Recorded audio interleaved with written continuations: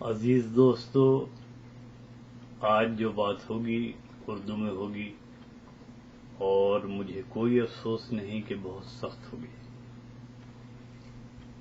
ہم دنیا میں اسلام کا، مسلمانوں کا رنگ دیکھتے دیکھتے تنگ آ گئے ہیں۔ ہم مکمل تباہی کے کنارے پہ جا کھڑے ہیں۔ اس کا ایک ہی حل تھا۔ 1999 میں جب مشرف صاحب برسر اقتدار آئے نواز شریف کو ہٹا کے پاکستان میں شخصیت پرست آدمی نہیں ہوں، یہ میں واضح کر دوں، لیکن انہوں نے اپنی پہلی تقریر میں کہا تھا کہ میرے ہیرو مصطفیٰ کمال پاشا اتا ترک وہ ہیں۔ وہ ایک لمبی داستان ہے کہ انہوں نے کس طرح بیمار ترکی کو اپنے پیروں پر کھڑا کیا۔ وہ بہت بڑے ہیرو تھے۔ انہوں نے برطانیہ کو اور یونان کو بڑی زبردست جنگی شکست دی تھی اور وہ قوم کے ہیرو ہو گئے تھے۔ جس طرح پاکستان میں قائد اعظم کی بات حرف آخر ہوتی تھی، اسی طرح مصطفیٰ کمال پاشا کی بات حرف آخر ہوتی تھی۔ انہوں نے بہت جلدی بھانپ لیا تھا کہ ترکی کے تمام امراض کا سبب ملائیت ہے۔ آپ دیکھیے، انہوں نے ترکی ٹوپی پر پابندی لگا دی، انگریزی ہیٹ پہنی، ترکی زبان نہیں، انگریزی زبان سرکاری زبان ہوگی۔ انہوں نے حجاب، برقعے پر پابندی لگائی، انہوں نے داڑھی پر پابندی لگائی، انہوں نے نماز ترکی میں پڑھنے کا حکم دیا۔ یہ ہو سکتا ہے کہ آپ کے خیال میں، شاید میرے خیال میں بھی حد سے آگے بڑھے ہو، لیکن بہرحال ان کی جو ریفارمز تھیں، اصلاحات، وہ کامیاب ہوئی کیونکہ بہت ہی مقبول لیڈر تھے۔ پرویز مشرف صاحب نے جب یہ کوششیں کی تو ہمارے ملا جو ہمیشہ متوازی حکومت چلانا چاہتے ہیں، بغاوت، قتل و غارت، دہشت گردی اور اب خودکش بمباریاں، انہوں نے ملک میں تباہی مچا رکھی ہے۔ جس ملک میں امن و امان نہ ہو، سکون نہ ہو، کسی کو اپنی جان کا تحفظ نہ ہو، وہ ملک ترقی کیسے کرے گا؟ وہاں تعلیم کیسے ہوگی؟ وہاں انڈسٹری، مصنوعات کیسے آگے بڑھیں گی؟ وہاں زراعت کیسے پنپے گی؟ وہاں ایکسپورٹ امپورٹ، باہر کا انویسٹمنٹ، یہ سب چیزیں کہاں سے آئیں گی؟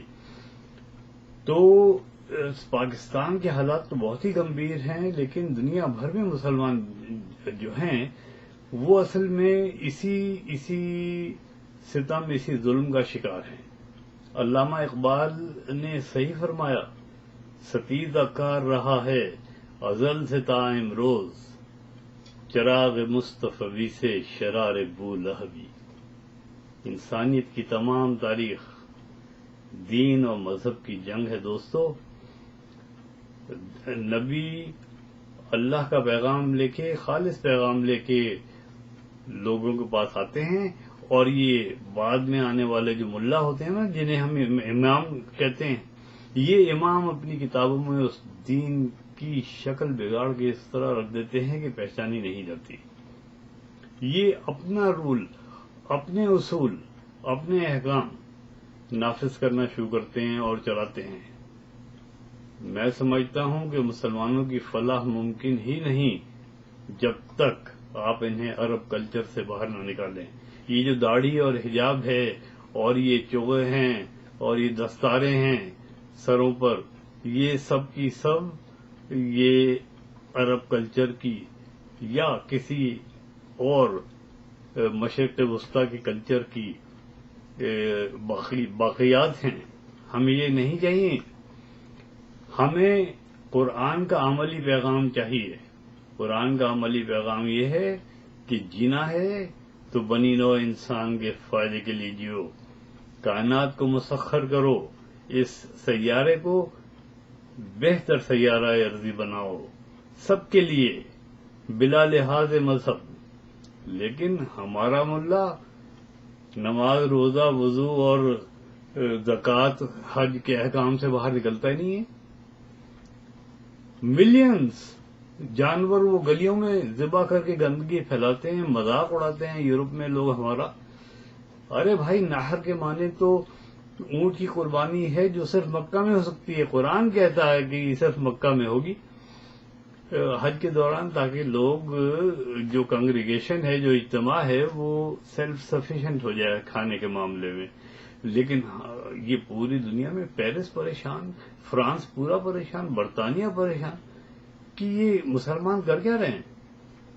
اللہ فرماتا ہے دیکھو جانوروں کا خون اور گوشت ہم تک نہیں پہنچتا.